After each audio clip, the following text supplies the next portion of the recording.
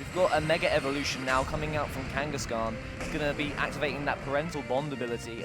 It's not going to be able to get a Fake Off onto either of these Pokemon. Are we going to see the King Shield? We're going to see a Protect coming out from the Xerneas here. Doesn't want to take any additional damage. Crobat is going to attack into that Protect. Aegislash is going to attack into it too. So double targeting onto that Xerneas and a big double edge going onto that Crobat, which will pick up the knockout. There's no Citrus Berry on that Crobat. Nope, so Kangaskhan picking up the KO there, that's big. We'll take a little bit of recoil, but the Tailwind is over, so now Xerneas will be faster than whatever comes in. It already has a Geomancy up, so regardless of whether it's a Rayquaza, as we do end up seeing. There it is. So the Rayquaza is now on the field. And I don't believe Extreme Speed will be enough to pick up the KO from this point. However, Aegislash, maybe it has a Shadow Sneak, maybe? Have we seen all its moves? No, we've seen King Shield, Flash Cannon, and Shadow Ball, so there is still a chance, although Wide Guard would be the expected move, but there is a chance maybe double up with Shadow Sneak and Extreme Speed. That would be something that Motochika can't see coming. Yeah, unless he goes for a Sucker Punch into that slot with the Aegislash, but with the supporting moves that Aegislash has, and Brianna must be worried about a Sucker Punch going into that slot, so it might just see a King Shield here, or that Wide Guard, as you said, Ray. Yeah, and it'll be interesting to see Rayquaza's item as well, because that's another big determining factor. Sometimes we see the likes of Assault Vest, sometimes we see Focus Sash. We know it can't have Life Orb because Aegislash has that. So there are a couple ways Rayquaza can have a big impact here. So Rayquaza has Mega Evolved now, roars into the sky. It's going to activate the Delta Stream here, which isn't going to take effect at all for the last two Pokemon on Motochika's side of the field. But we're going to see the Protect coming out from the Rayquaza just to get that speed boost up as well. And we're going to see... Sucker Punch failed. Yep. So there's... Ooh. We've seen a Flash Cannon going onto the Xerneas here. Really, really great play there. Sucker Punch onto the Rayquaza, obviously not affecting because of the Protect. Yep, and the Moonblast into that slot as well. So Motochika clearly expecting the Focus Sash there. Maybe expected Aegislash to King Shield. That's why he left it untouched. But... great turn for Brianna once again. Yeah, she's played this match perfectly. She did really well in recognizing the win condition, playing to it, and just out-predicting Motochika every turn. Not an easy feat, but you know, what I love most is her team that she brought to this event. She clearly had a game plan. She knew exactly how to take down these kind of Big Six, Trick Room-esque teams. Especially some of the training that she did for her Pokemon, like the Aegislash, training it so it can pick up the one-hit KO on Bronzong before it can even set up Trick Room. That's huge. So that's going to make it so tough for Motochika to really adjust, because Bronzong is such a linchpin in gaining speed control. He might have to switch to the Salamence as kind of a different form of speed control in the Tailwind. And there goes the Kangaskhan. A big Dragon Ascent from Mega Rayquaza is going to seal the deal for Brianna Birt of the USA. So she's taken game one here, round two of the World Championships in San Francisco. So if you're Motochika now, obviously you've tried to gain as much information as possible. You haven't seen the item on the Rayquaza yet. You haven't. You know that your Bronzong will be one hit knocked out by a Shadow Ball from the Aegislash. What do you think is going to be happening in his mind? Do you think he's really worried about bringing that Trick Room mode and has to go for something else? Yeah, I think you have to be worried about bringing the Trick Room mode after you saw Bronzong get KO'd like that. And even if it didn't, Crobat, you have to imagine it does have Taunt. So there are ways Brianna can handle Trick Room style teams and preventing them from even getting up Trick Room. So perhaps switching up into Salamence to try and get speed control via Tailwind is the way to go. Of course, Crobat can match your Tailwind. So it is going to be more of a skill-intensive matchup, but I think it gives Motochika more outs, more ways, because Salamence does have favorable matchups against Brianna's Rayquaza since it's faster. Of course, Intimidate helps a lot as well. So perhaps we'll see that adjustment. Of course, Aegislash also good against Salamence since it resists flying, and if it does have Wide Guard, it can block Hyper Voice. So it's going to be tough for Motochika to come back. Brianna's team just looks really strong against these Groudon, Xerneas, Trick Room style teams. I mean, right, I don't know if you've noticed, but Brianna looks a lot more nervous than Motochika does at this point, and she's one game up. Obviously, I think she understands how important these early game wins are in the World Championships. Yeah, definitely. It's the race to 5 wins in order to make it to the top cut portion. So every win counts. It doesn't matter whether you get it in round 1, 2, or the final round 7. They all matter the same. So Brianna, she's definitely still nervous. This match is far from over. She won game 1, which is great, but she knows this is a tough matchup. Motochika is a great player, and he's got a very strong and versatile team. So and he's got a lot of information now. He does as well, yep. And that's the thing that we always need to worry about when playing Pokemon is how much information you give away early in the game and how your opponent might adjust to that. So guys, we are just about to jump into game 2 of round 2 here in day 2 of the World Championships in San Francisco. Motochika Nabeshima against Brianna Birt of the United States. Motochika is going to be leading off with the Kangaskhan and Groudon, and we're going to see the Rayquaza Crobat combination from Brianna Birt. This is good. It'll be interesting to see Rayquaza's moveset here. If it potentially has a water-type move, then it will be able to pick up the knockout on Groudon. However, it's usually not too common, but it is something that is a possibility. Crobat, of course, with the Super Fang, threatens a KO on either of those when combined with Rayquaza's attack. So if you go for a Super Fang followed by maybe a Dragon Ascent, you'll pick up the knockout on either of these. And of course, Crobat can't be faked out here, so maybe Brianna goes to protect the Rayquaza if it has a Focus Sash. Don't let it be faked out and have the Focus Sash broken. Maybe go for a Tailwind would be interesting on the Crobat, but you don't really need the Tailwind right now. So maybe go for a straight-up Super Fang onto one of these two targets, and then have the Rayquaza, which will be faster next turn, threaten to KO onto that slot, and then have Crobat go for the Super Fang on the other full HP slot the following turn. If you're Brianna, which one do you choose? Groudon usually runs Protect. Kangaskhan probably doesn't have the move slot to find it. A lot of trainers actually struggle to be able to put Protect onto their Kangaskhan. So do you protect your Rayquaza and just go straight into the Kangaskhan slot? It depends how comfortable she feels with dealing with the Groudon. She has a Xerneas on her own team, so Groudon will give her problems, but she has the Rayquaza and the Suicune. She might be fine with dealing with Groudon. Maybe she wants to leave it up if she's got Suicune in the back, but only she can know what she brought. Of course, so we see the Mega Evolutions now hitting the field. So Mega Rayquaza has hit the field, activating Delta Stream, which is going to get rid of Desolate Land from Primal Groudon. And we see the Mega Kangaskhan from Motochika. We're going to see the Protect coming out from Rayquaza, wanting to get that speed boost and also not be hit by any Fake Out from Kangaskhan. A big Super Fang going onto that Kangaskhan there, so setting up for a turn 2 knockout from Dragon Ascent. Big double edge coming out onto the Crobat. Is it going to survive? Oh no, it goes down in one hit, so getting a lot of damage off that turn, but not being able to set up a Tailwind for later on in the match. No, but Kangaskhan is in KO range from an Extreme Speed, so if Brianna does have Suicune, she can bring it in, threaten the KO on Groudon, thanks to Rayquaza's Delta Stream, and then Extreme Speed threatens a KO on Kangaskhan. Kangaskhan won't be able to Sucker Punch because, of course, Extreme Speed goes first. And we do see the Suicune, so Brianna, even though she lost a Pokemon, is still in, I don't want to say the lead, but she's the one in control right now. She's the one putting pressure on Motochika to react to her. So I actually really like Suicune as a VGC 16 Pokemon. It's had a really strong showing in previous formats as well.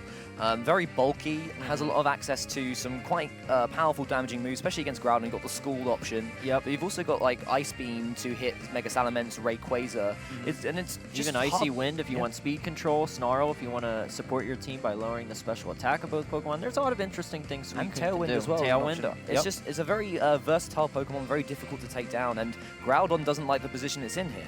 No, definitely not. So Motochika's going to have to switch, but even that's risky because if you kind of predict wrong, I mean, sure, you expect the obvious Extreme Speed onto Kangaskhan and Scald onto Groudon, but what if Brianna predicts that and then Dragon Ascents your Xerneas switching or something like that? We are going to see a Dragon Ascent coming out from Rayquaza here. So it's going to land onto that Groudon. It's going to do a hefty chunk there, just over half HP remaining. Defense and special defense dropping from Rayquaza. And we're going to see the Kangaskhan go for a double edge here onto that Suicune. Showing its bulk here, it's going to survive with just, a critical hit, taking it down to below 1/3 HP.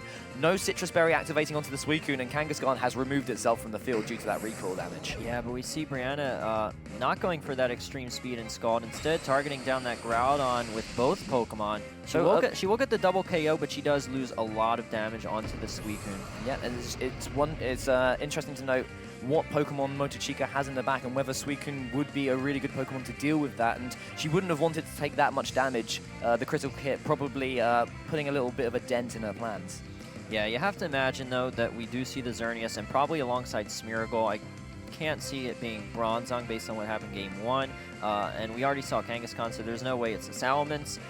So I expect to see Xerneas paired alongside Smeargle. If there's going to be a last 2 Pokemon to try and mount your comeback on, it's going to be the Xerneas paired with the Smeargle. And I think we saw early on yesterday when you and I were commentating together that having a Xerneas and a Smeargle appear on stream, appear on screen at the same time with either Fake Out option and Geomancy or Redirection and Geomancy available to you can really turn the tide of a game. Oh, it really can, because then you don't have to worry about switching either of these Pokemon in. Neither one likes to be switched in because you don't want to take extra damage on your Xerneas, and of course Smeargle not very good defensively at all. So Motochika still in a good position. You know, he definitely played this well. He lost his Pokemon at the right time to be able to get both of these 2 in at the same time without taking any damage on either of them.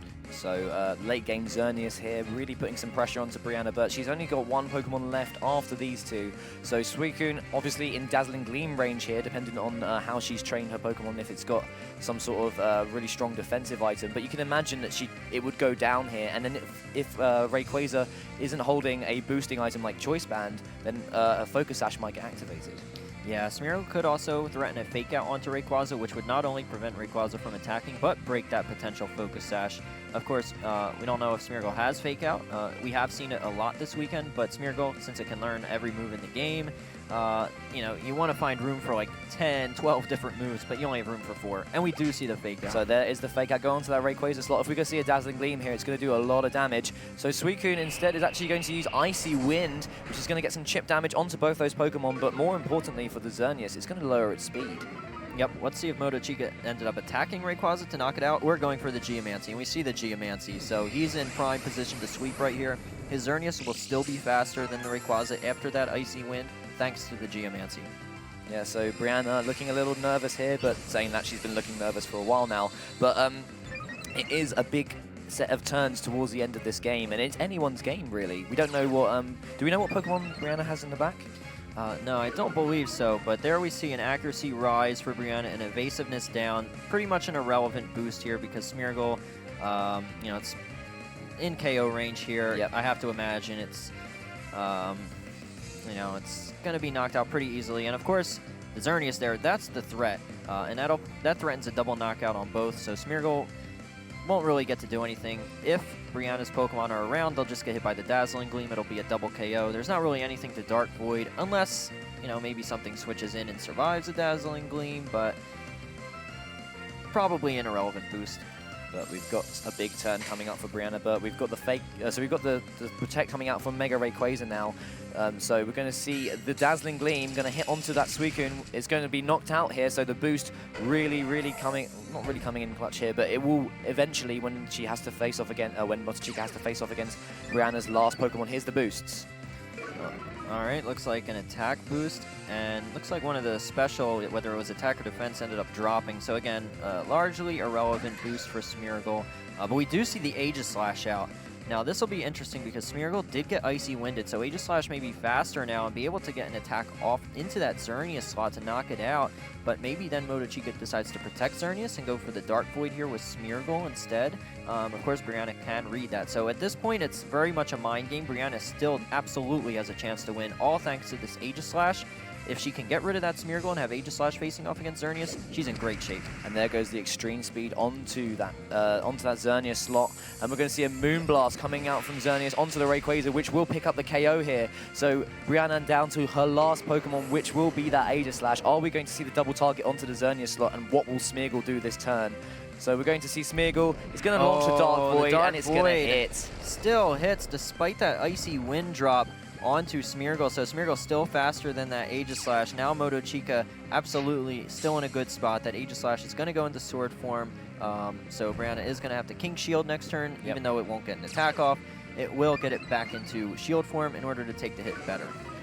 But yeah, not the turn that she really wanted here. She wanted to make sure that Smeargle would move after her Aegislash and be able to get that big Flash Cannon onto the Xerneas. If Dark Void had missed as well, it would have been a different game entirely. Yeah, I believe there was an accuracy boost, though, that one of the turns prior, so I don't know if Dark Void... I can't really remember. Maybe there wasn't. I could be imagining things, but...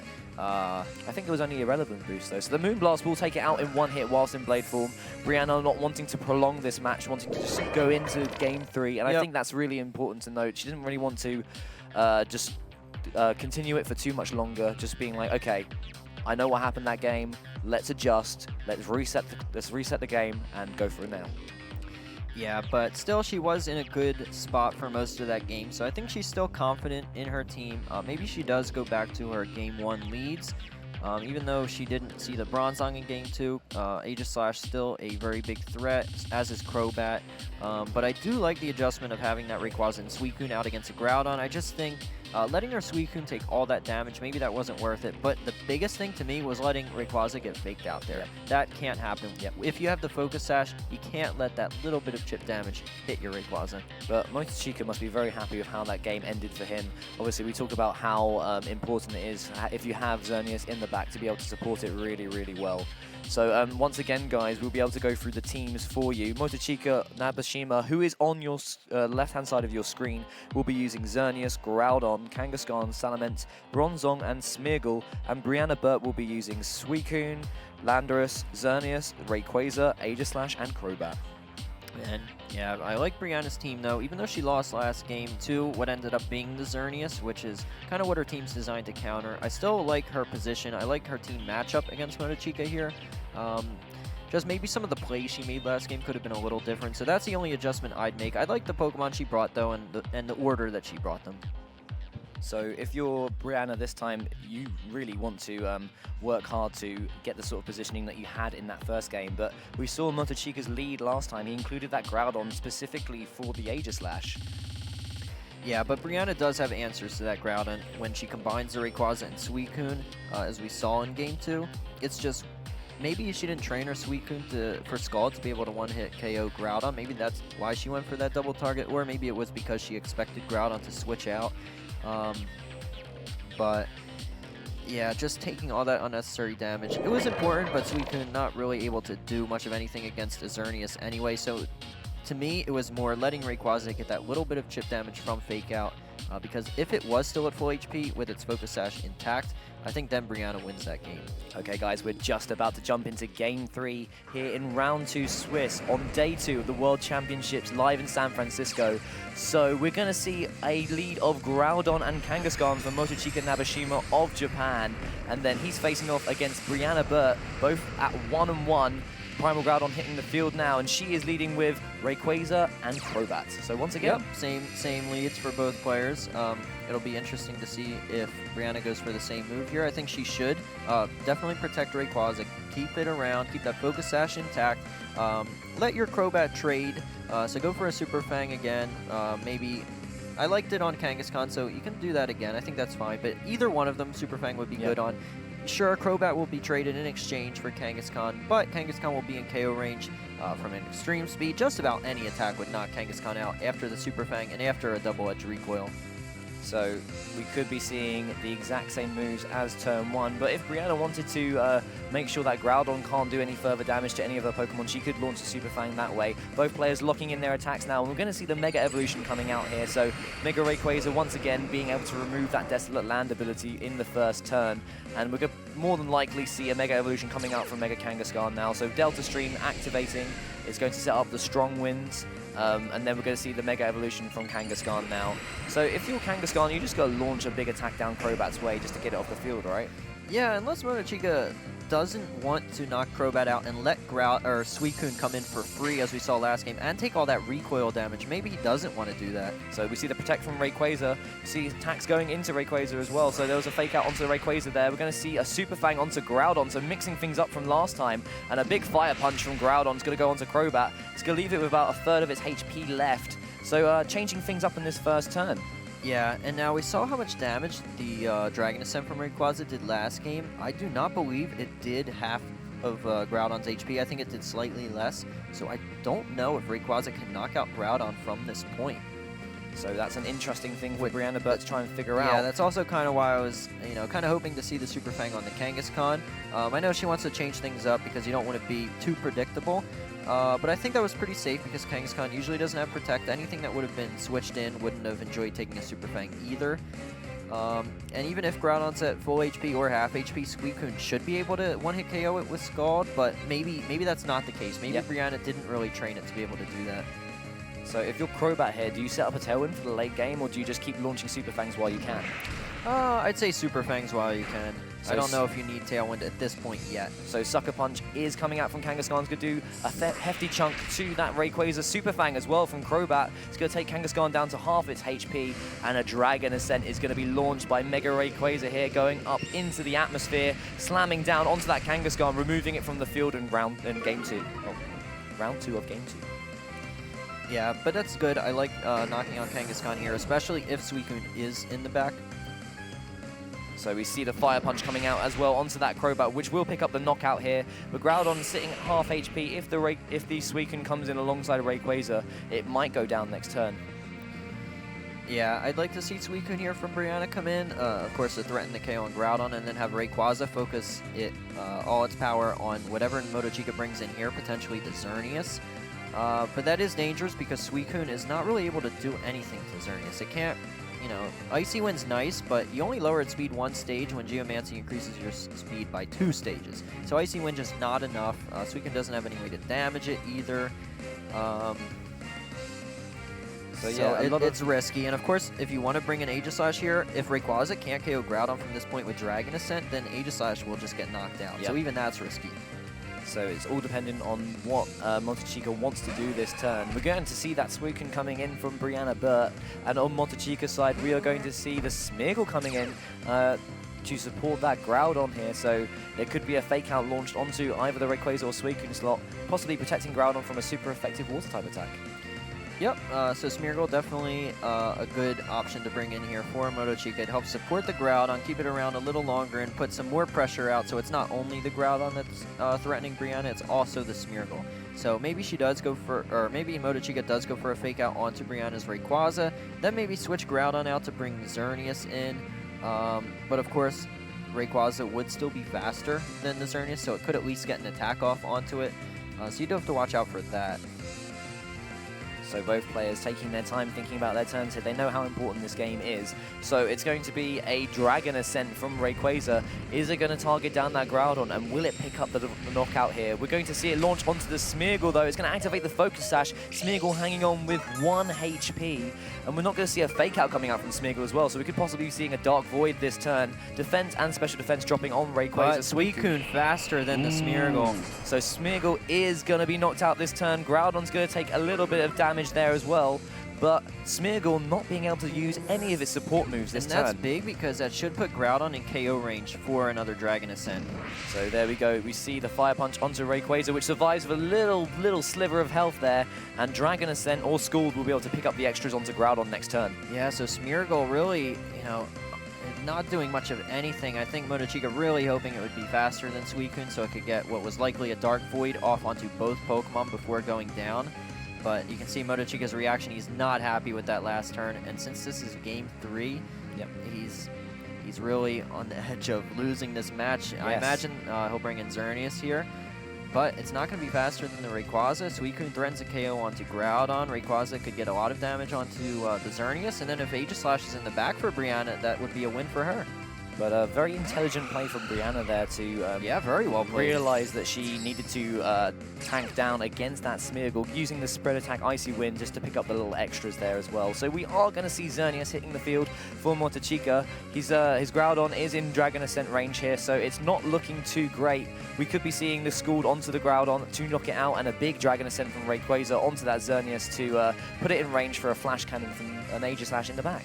Yep, I think that's the right play. Go for the Scald onto the Groudon and the Dragon Ascent onto the Xerneas just to get as much damage as you can, and Scald will definitely pick up the KO onto Groudon.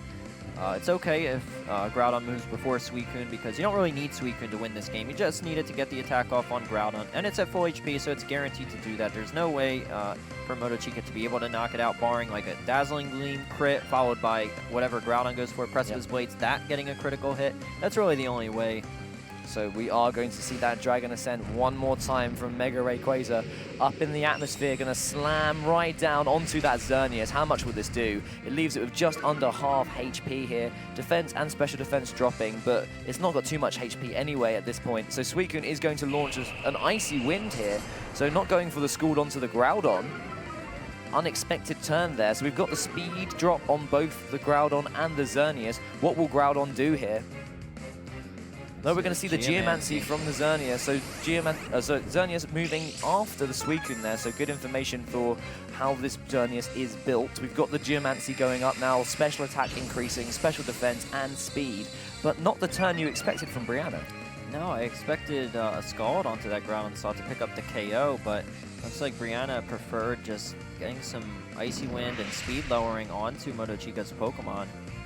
Maybe she thought that getting rid of the speed would help her Aegislash out in future turns. Didn't realize that she could go for the Scald directly to get rid of the Groudon and have a potential 2-on-1. Maybe, but I think the Scald I think that was the play here. She's still in a fine spot. However, if Xerneas is able to KO Suicune with a Moonblast, then Groudon, well, its speed is too low, so Aegislash can still knock out Groudon. So Brianna should still win. I don't see any way she can lose this match since Aegislash is, it's going to be faster than Groudon, so she could knock that out, and then the following turn knock out Xerneas, and that's only in the worst case scenario, because I don't think a Moonblast will knock out the Suicune. Still very intelligent play by Brianna. She knew which Pokemon she needed to bring to win this matchup. Yeah, she brought the right Pokemon that she needed, so very well played. We've got the Protect coming out from Xerneas on Motochika Nabeshima's side of the field, and we're going to see a double Protect here, so he just wants to scout out what's going to happen. Put Aegislash in a bit of a trouble if it goes into Blade form, so Brianna is going to have to spend a turn to put it back into defense form, which allows Motochika the turn to attack into that Suicune slot as well. Yep, exactly. So that was a good turn for Motochika, just forcing Aegislash into Sword form, try and maybe get Brianna to make a mistake, maybe get her to attack with Aegislash while it's in Sword form, so that way the Xerneas can pick up a knockout. That's really all Motochika can hope for, because Brianna should be able to clean up this game unless she makes a mistake here. But Motochika certainly forcing that, because having an Aegislash and trying to make sure it's in the proper form at the proper time, that is always difficult in these high-pressure moments. Yeah, and Aegislash is a Pokemon that really relies on its positioning.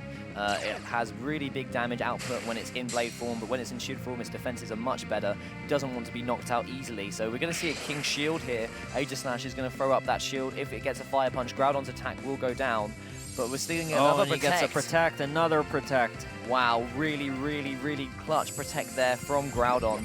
We're going to see Xerneas Moonblasting onto the Suicune here. It's going to pick up a one-hit KO with a critical hit. Oh, Brianna is so disappointed there. What a turn from Motochika, really, really playing to his outs there. Yeah, but it's not over yet. It depends how much Xerneas does to Aegislash. If it does less than 50% with a Moonblast, Aegislash should be faster than Groudon and be able to pick up the KO there.